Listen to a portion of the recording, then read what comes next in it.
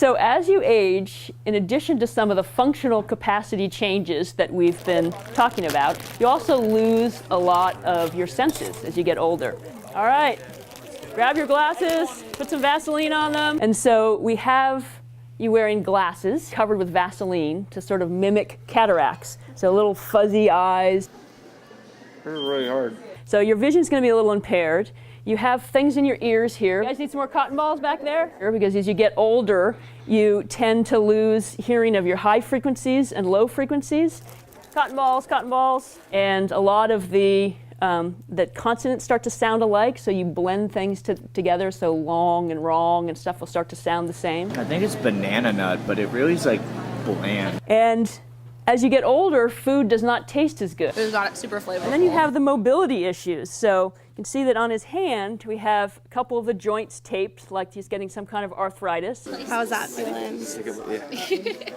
Yeah, can't really move it anymore. Can't move it? And we also need tape along here, so you can't spread your hand out as far, and you want to do that to your dominant hand. So when you try and pick something up, you feel that lack of movement in those digits.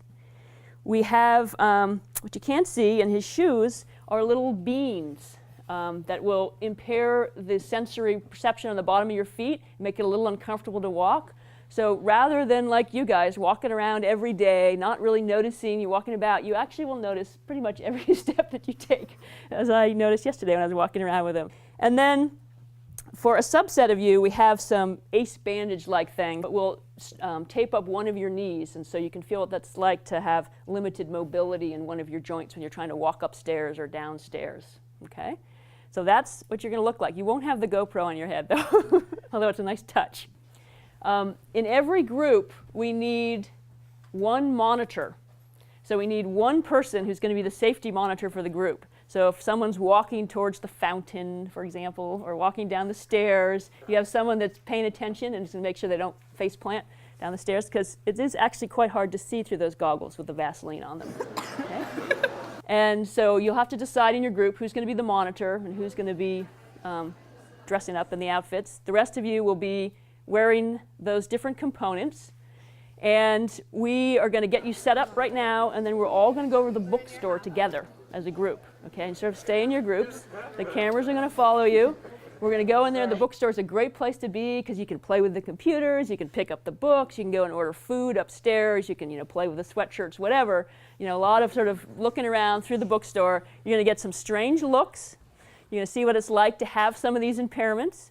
And we're just going to see how the process goes. When we get back, you're going to sit down with your groups, and your monitor is going to grab one of these sheets that has a series of questions on them that you'll sit in a group and discuss, basically asking about the experience and whether it changed your thinking on aging, etc. Like who in your family, who in your lives, your neighbors, people that you know that have aged well, that are still active, they're out there, they're healthy, and so what causes those differences? Why are those people aging better than some of the other people that you know who may not be aging?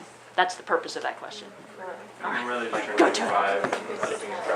Well, I guess we can talk about that one. Can you guys think of any examples, like good versus bad?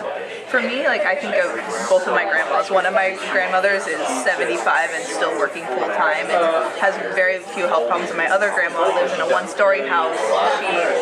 She gets out once in a while, but she's very limited. And I think one of them has to do with the fact that my grandmother is still working. Has been active her entire life. She ran long distances well into her 60s, and she walks to work a couple days a week, and I think that's kind of helped her stay mobile.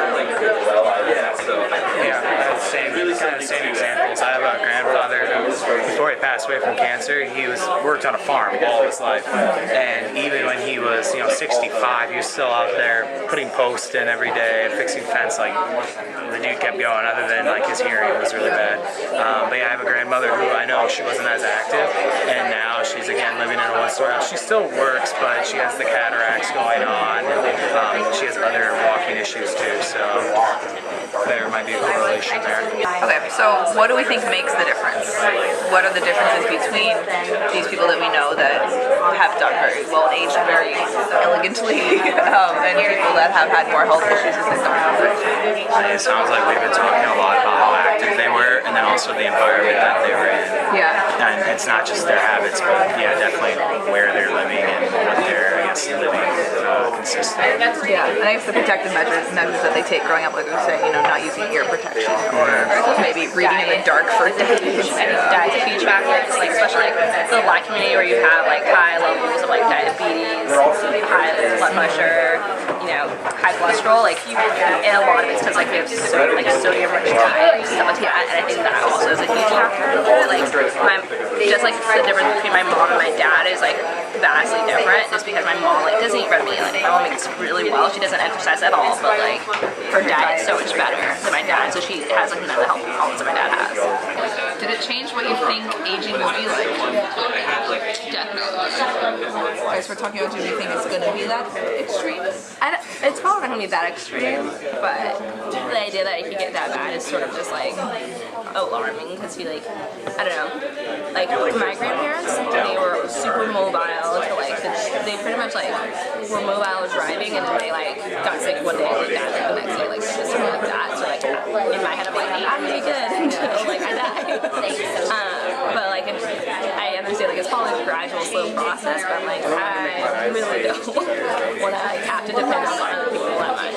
And I guess you hope that, not hope that you'll have one of these issues, but you hope that you won't have all of these issues at once. You might have eye problems, you might have hearing problems, but how often do you have this perfect storm of Perhaps when we get older, Yeah, I guess. They already have some. Did it change how you think of older individuals? I think so. Do you have more respect for them? Yeah. Feel bad for making fun of them, maybe? Yeah. I'm not going to get annoyed at the slow drivers anymore. Like, thank you for driving those slow. Thank you so much. True. Very true. I was annoyed after about 5 minutes of it. I can't imagine going through my entire day with having to hold books this close up to my face and holding on to handrails in case I missed a step. Yeah, it was interesting because we aged 50 years in about 5 minutes, so we really saw the night and day difference. I imagine over a lifetime you'll kind of slowly start to accept things, and that also might speak to how you don't really want to exercise or anything. You just kind of, you get trapped in this little trajectory and you just kind of stay on it. So. Yeah, definitely. For me, it was the hearing that was really bothering, that I had to like really lean in close to listen to people. I felt like I could really understand what my grandparents do when they talk to me. Yeah, totally. Totally.